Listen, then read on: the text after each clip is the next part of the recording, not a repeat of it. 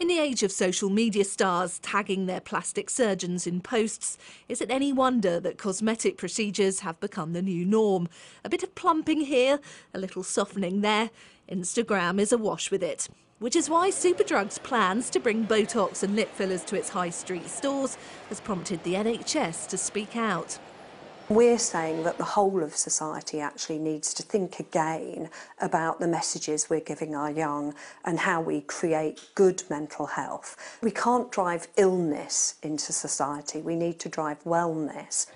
At the moment, Superdrug is only carrying out a trial, but having met with the NHS, it says it's adapting the hour-long consultations it'll give to include specific questions about body dysmorphia. It affects around 1 in 50 people, but it's most common in teenagers and young adults. Ultimately, we're giving customers the choice, and the choice that we're giving them is the ability to come to Superdrug and have services that are provided by qualified nurses in registered premises.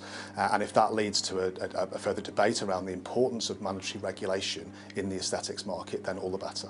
The problem is, when it comes to cosmetic surgery, there are shocking gaps in patient protection. Before we talk about the botulinum toxin, may I ask your age?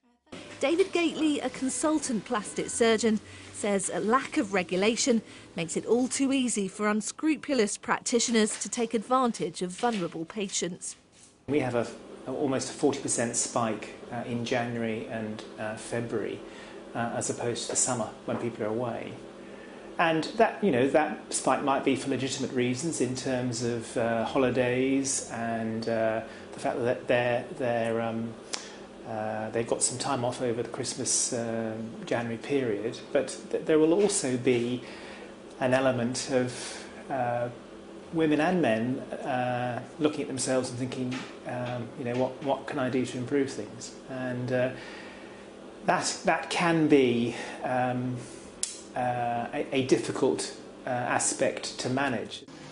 Having a little work done is no longer something that's embarrassing to admit to.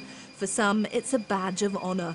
So while there seems to be no getting away from the pressures of unrealistic images, the only realistic step forward, according to the experts, has to be greater regulation. Katie Spencer, Sky News.